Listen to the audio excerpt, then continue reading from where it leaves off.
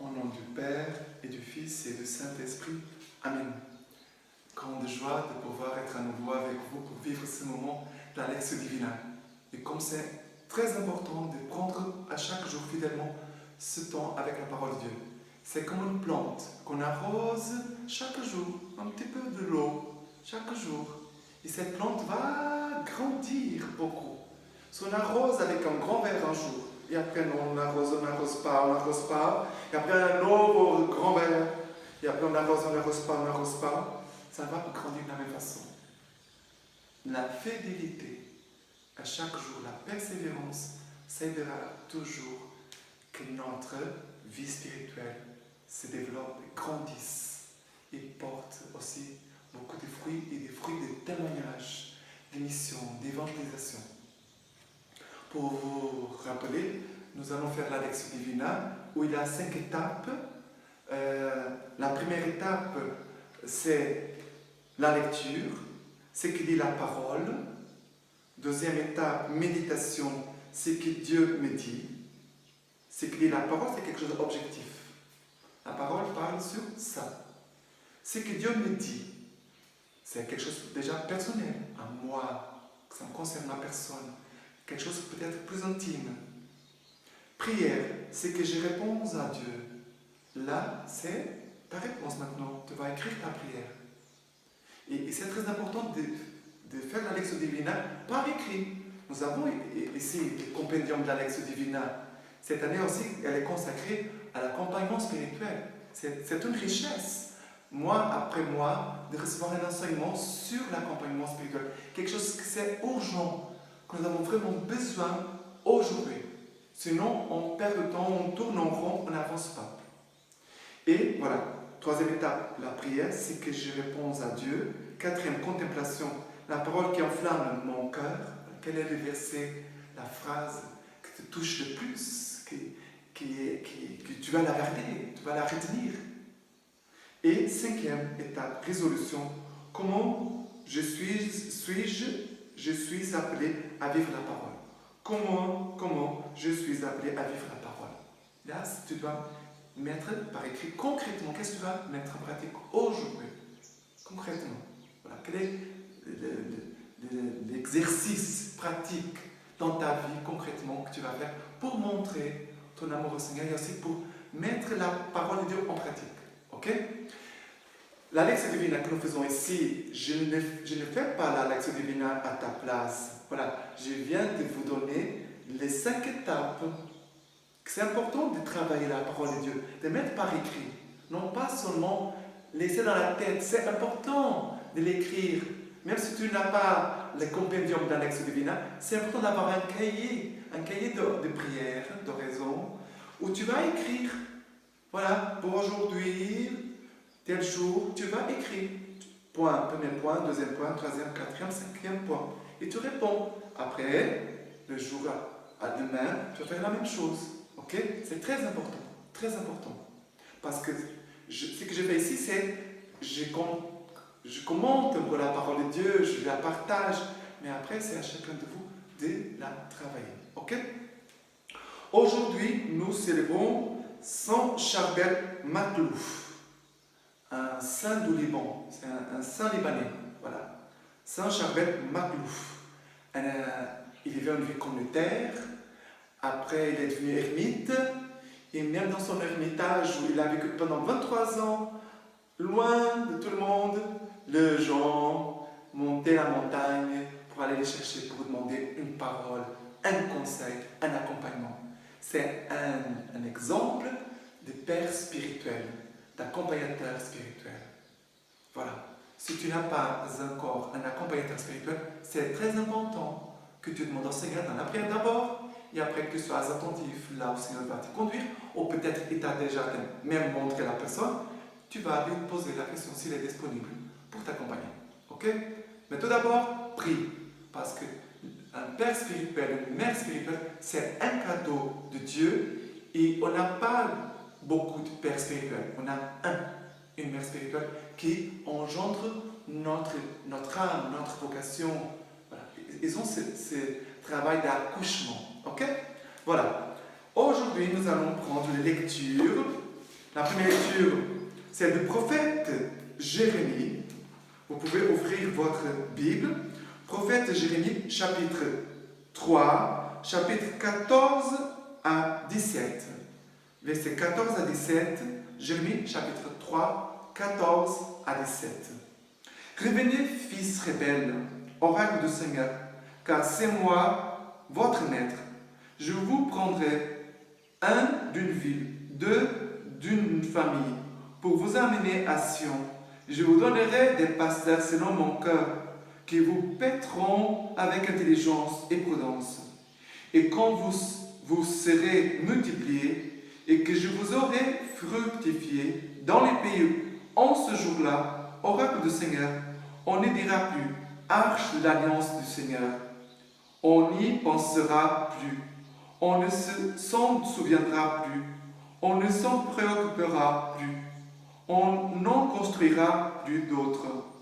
En ce temps-là, on appellera Jérusalem trône du Seigneur. Toutes les nations convergeront vers elle, vers le nom du Seigneur à Jérusalem. Et elles ne suivront plus l'obstination de leur cœur mauvais. Parole du Seigneur, nous rendons grâce à Dieu. Voilà. Le prophète Jérémie dit, revenez, fils rebelles, parce que je veux vous amener à Sion. Sion, c'est la ville sainte, à Jérusalem, où il y a le temple, la présence du Seigneur. Voilà. Je veux vous amener à la présence du Seigneur. Comme le paralysé qui a été porté par 4 hommes qui l'ont déposé devant Jésus, qui ont ouvert la maison et qui ont déposé ces paralysés devant Jésus. Voilà. La parole de Dieu veut aussi faire cela avec nous, de nous porter, de nous présenter devant Jésus. Je vous donnerai des pasteurs selon mon cœur, qui vous paîtront avec intelligence et prudence. Mais le Seigneur dit, je vous donnerai. Et c'est très important de prier pour nos pasteurs, pour nos prêtres, pour les consacrer, mais aussi on doit prier pour les vocations. Parce que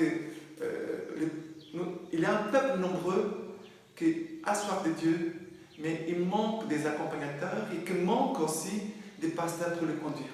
Nous devons demander, prier sans cesse, que le Seigneur nous donne des saintes et nombreuses vocations. S'il n'y a pas de pasteur, qui va conduire le troupeau? Qui va rassembler le troupeau? Le troupeau sera faible et sera à la danger des loups. Nous avons besoin de demander des bons pasteurs, selon son cœur. Il dit, des pasteurs selon mon cœur. Selon mon cœur. On doit prier pour cela. Qui vont conduire le peuple avec intelligence, avec sagesse de l'Esprit Saint, et aussi avec la prudence. La prudence, il y a l'écoute, à l'attention. Voilà, des pasteurs qui ont cette attention à l'Esprit Saint, à la sagesse qu'ils reçoivent de la part du Seigneur, mais aussi qui sont prudents. Et ça sont des qualités d'un bon accompagnateur, d'un bon berger. Et je parlais des vocations, mais toi aussi, là où tu es, tu dois être un pasteur selon le cœur de Jésus. Une bergère selon le cœur de Jésus. Parce que le Seigneur met des brebis autour de toi, qui ont besoin aussi d'un conseil, qui ont besoin d'être aidés. Mais bien sûr, prions spécialement aussi pour les vocations, pour nos pasteurs, déjà, qui sont là. Et il va dire, en ce temps-là, on appellera Jérusalem trône du Seigneur. Toutes les nations convergeront vers elle, vers le nom du Seigneur à Jérusalem, et elles ne suivront plus l'obstination de leur cœur mauvais. Et ici, c'est quelque chose que ça peut arriver. L'obstination, ça veut dire un durcissement du cœur. L'obstination, ça veut dire l'orgueil. Et quand la personne est dans l'obstination, on n'arrive pas à la changer. On n'arrive pas à la conduire parce qu'elle s'est fermée. Elle dit, moi je sais ce que je veux. D'accord? On doit être patient. On doit être patient. Mais il dit qu'ici, un jour, ils ne suivront plus l'obstination de leur cœur mauvais. Ça veut dire que le cœur va changer. Il a une conversion. Et toi et moi, nous avons besoin de conversion. Hein? Nous tous, on a besoin de conversion. Et aussi, de ces mots de dire, Jérusalem sera appelée trône du Seigneur.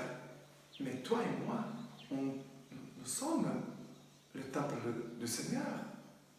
nous devons être ce trône du Seigneur, où le Seigneur habite.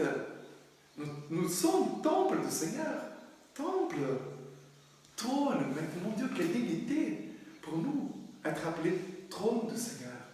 Toi, tu es un trône du Seigneur, où Jésus règne, où Jésus va régner, où il va te parler, te conduire. Mais on doit se soumettre à sa seigneurie. On doit se soumettre à sa volonté. Sinon, il ne pourra pas régner. Et voilà, et toutes les nations convergeront vers elle. Ça veut dire, si tu trouves le Seigneur, tu as trouvé la paix dans le Seigneur, tu as trouvé la source dans le Seigneur, alors derrière toi suivront beaucoup d'autres âmes, parce qu'elles vont aussi trouver la même source que toi. Et c'est très important de demander, Seigneur, resplendis. Moi, je suis un pauvre pécheur, je le sais. Seigneur, mais resplendis, sers-toi de moi pour le bien du monde, pour le bien des âmes, pour toutes les personnes qui te cherchent. Qu'on soit de toi, ceux qui sont proches, ceux qui sont loin. Voilà. La première lecture d'aujourd'hui. Le psaume d'aujourd'hui, c'est un cantique aussi du prophète Jérémie, chapitre 31, versets 10 à 13. Versets 10 à 13. Chapitre 31. Il est comme ça. Nations, écoutez la parole du Seigneur. Annoncez-la dans les îles lointaines. Dites, celui qui dispersa Israël le rassemble. Il le garde comme un pasteur son troupeau. Car le Seigneur a racheté Jacob. Il l'a délivré de la main d'un plus fort. Ils viendront, criant de joie, sur la hauteur de Sion. Ils afflueront vers les biens du Seigneur, les blés, les vins nouveaux et l'huile, les brebis et les bœufs. Ils seront comme un jardin bien arrosé. Ils ne se languiront plus. Alors, la Vierge prendra joie à la danse, et ensemble, les jeunes et les vieux. Je changerai leur deuil en allégresse. Je les consolerai, je les réjouirai après leur peine. C'est très beau, c'est le psaume. Mais ce psaume commence, ces cantiques commencent, nation, écoutez la parole du Seigneur. Écoutez et annoncez. Voilà, c'est comme une source. Si tu connais les sources, on enlève de l'eau, on donne, et là, d'autres, l'eau qui revient. La source se renouvelle sans cesse. L'eau ne manquera pas. Et plus tu enlèveras l'eau, plus l'eau sera pure. Et c'est la même chose en nous. Plus on va puiser dans la parole, plus la parole va nous purifier, va faire son travail en nous, et sans se rendre compte, le Seigneur va faire de nous un autre Christ. Tu deviendras un Christophore, un porteur du Christ. Voilà. Nation, écoutez, annoncez-la. Ça veut dire ceux qui sont les plus loin. Annoncez aux ceux qui sont loin. Même s'ils disent qu'ils ne veulent pas, il faut être créatif. Une chose que je vais vous dire. Il faut être créatif pour annoncer la parole de Dieu. Moi, je me souviens quand j'étais à l'université, c'était proche de Noël. J'ai pris une feuille, j'ai écrit plusieurs passages de l'Écriture, des belles passages de l'Écriture. Après, j'ai coupé des petits morceaux en papier, j'ai fait un petit rouleau, j'ai mis un ruban très joli, et après, j'ai offert à tous mes collègues de ma classe, à l'université. Tout le monde, quand ils ont vu le petit rouleau avec un petit ruban joli, ils ont commencé tous à me demander, moi aussi je veux, moi je veux aussi. Et j'ai commencé à donner la parole à tout le monde. Ce jour-là, j'étais vraiment ravi. J'ai donné la parole à tous mes collègues de l'université. À tous. Ceux qui étaient croyants, ceux qui n'étaient pas croyants, mais tous ont lu la parole de Dieu ce jour-là. Ah, c'est magnifique ça, hein? C'est la créativité de l'Esprit Saint.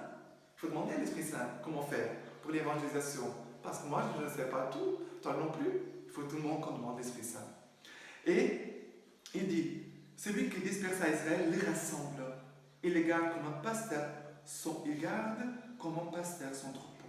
Le Seigneur veut te garder, voilà, comme son troupeau. Et d'avoir cette confiance, et de faire cette expérience que le Seigneur est mon berger, est mon pasteur. Comment je suis en sécurité proche de lui. aujourd'hui, les gens vivent beaucoup d'insécurité. Ils sont toujours troublés. Et on trouve la paix proche de Dieu. Proche de Dieu. Parce que c'est vraiment lui qui peut nous rassurer. Personne, les choses de ce monde ne peuvent pas nous rassurer. Aujourd'hui, on peut avoir la santé, demain on est malade. Aujourd'hui, j'ai de l'argent, demain je n'ai pas de l'argent.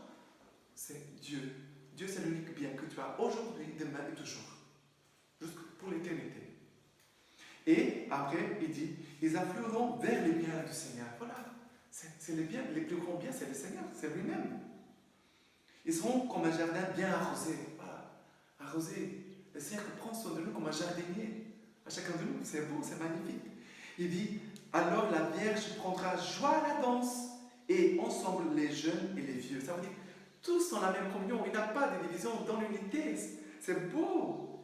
Et bien sûr, cette Vierge, on pourrait voir, imagine la Vierge Marie qui danse, et nous tous, autour de la Vierge Marie, qui dansons. Ça veut dire, on proclame la gloire de Dieu. C'est cela. La danse, c'est pour glorifier Dieu. Ce n'est pas pour s'amuser, c'est pour glorifier Dieu. Et Dieu qui finit en disant, je changerai leur deuil en allégresse. Voilà, c'est très important. Tu peux garder cette phrase pour toi aujourd'hui. Le Seigneur changera mon deuil en allégresse. Je les consolerai, je les réjouirai après leur peine. Ah, Seigneur, gardez cette parole, tu peux la garder. Voilà, cette perle pour toi aujourd'hui. Je changerai leur deuil en allégresse, je les consolerai, je les réjouirai après leur peine. C'est une parole d'espérance, c'est une promesse. Le Seigneur ne ment pas, il ne le trompe pas. Et pour finir avec l'évangile d'aujourd'hui, c'est Matthieu, chapitre 13, versets 18 à 23. Matthieu 13, 18, 23. Écoutez donc, à nouveau nous écoutons ces verbes. Écoutez donc, vous la parabole du semeur. Quelqu'un entendit la parole du royaume sans la comprendre. Arrive le mauvais qui s'empare de ce qui a été semé dans le cœur de cet homme. Tel est celui qui a été semé au bord du chemin. Celui qui a été semé sur des endroits rocheux, c'est l'homme qui entend la parole, l'accueille aussitôt avec joie, mais il n'a pas de racine en lui-même. Il est l'homme d'un moment. Survient une tribulation ou une persécution à cause de la parole, aussitôt il succombe. Celui qui a été semé dans les épines, c'est celui qui entend la parole, mais les soucis du monde et la séduction de la richesse étouffent cette parole, qui demeure sans fruit. Et celui qui a été semé dans la bonne terre, c'est celui qui entend la parole et la comprend. Celui-là porte du fruit et produit tantôt 100, tantôt 60, tantôt 30. Voilà, cet évangile ici, que nous parle de cette parabole de semeur qui est sorti pour semer, qui a lancé la semence partout. Et le Seigneur, il sème abondamment. Dieu ne sème pas chichement. Parce que la parole de Dieu dit, celui qui moissonne chichement, récoltera chichement. Il faut semer largement, n'aie pas peur. C'est le Seigneur, lui, qui va donner la croissance à la semence. C'est le Seigneur qui fera son travail par l'action de son Esprit Saint. C'est lui, par sa grâce, qui va faire cela. Mais pour nous, c'est important. Il dit que la personne qui entend la parole sans la comprendre, c'est celui comme le terrain qui, la semence est tombée au bord du chemin. Et le mauvais, tout de suite, va la prendre et va l'enlever. Tel est celui qui a été semé au bord du chemin. Ça veut dire que la parole ne va produire aucun fruit. Ça veut dire qu'il n'a pas gardé la parole. Il n'a pas gardé. Il a jeté la parole dehors. On peut dire comme ça. Celui qui a été semé dans les endroits rocheux, c'est celui qui entend la parole avec joie, mais il n'a pas de racine en lui-même. Ça veut dire qu'il n'a pas de profondeur. Et la profondeur, c'est un travail qui se fait par la fidélité et la persévérance. La prière dans la fidélité, la lecture divine dans la fidélité, la participation à l'Eucharistie chaque dimanche, et si c'est possible chaque jour, dans la fidélité, la confession dans la fidélité. C'est cela, ici, que dans la profondeur.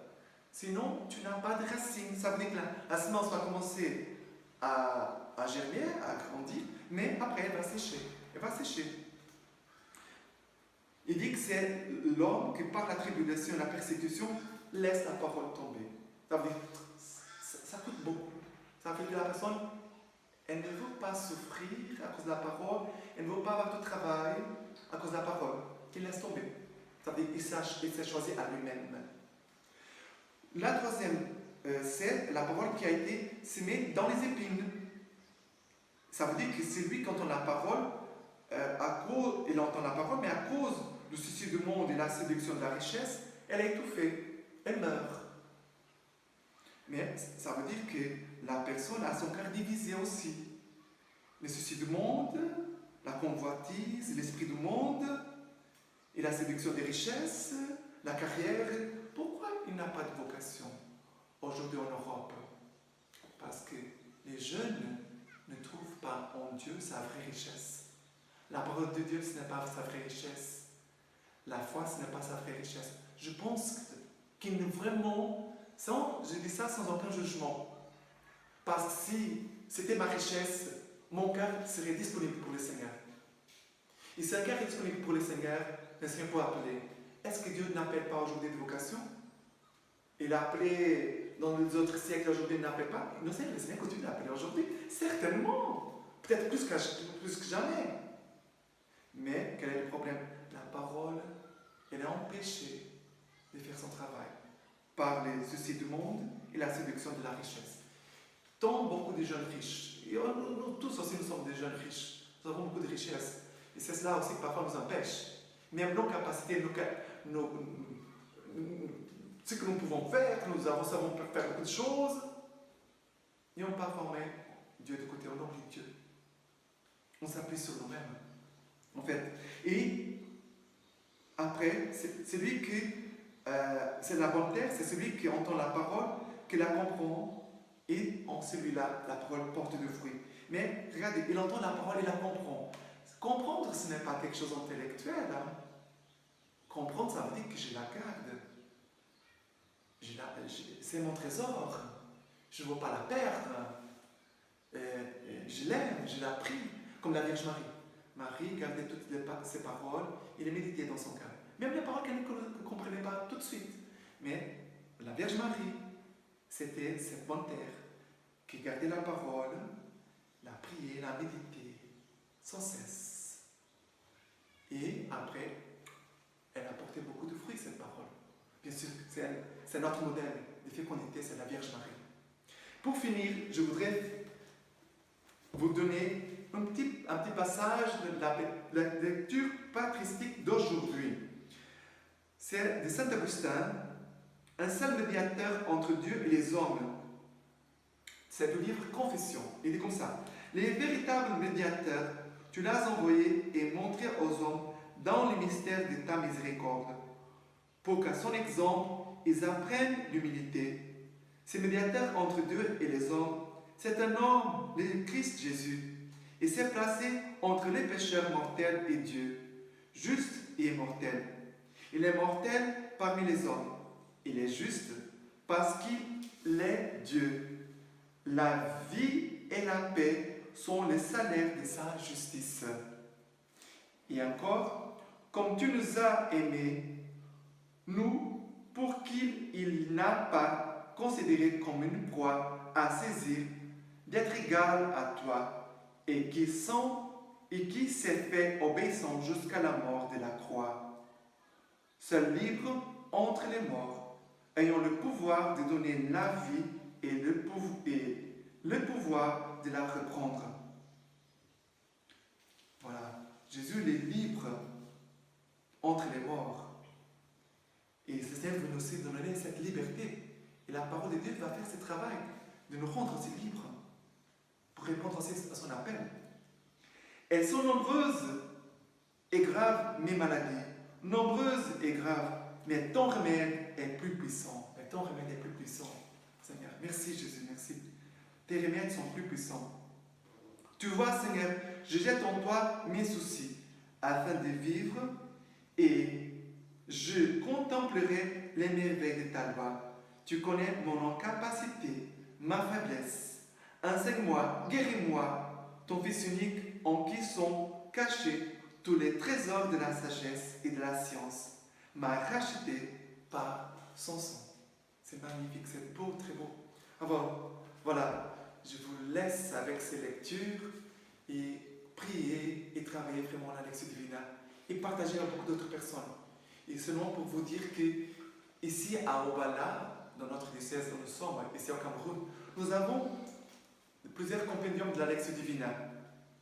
Ceux qui s'intéressent peuvent nous chercher, entrer en contact avec nous. Mais pour ceux qui sont plus loin, c'est plus compliqué, malheureusement. Mais on espère de trouver un moyen de solution. Prions pour cela. Et maintenant, je vous quitte en vous laissant la bénédiction du Seigneur. Le Seigneur soit avec vous et avec votre esprit. Que vous bénisse le Dieu Tout-Puissant, le Père, le Fils et le Saint-Esprit. Amen. À bientôt.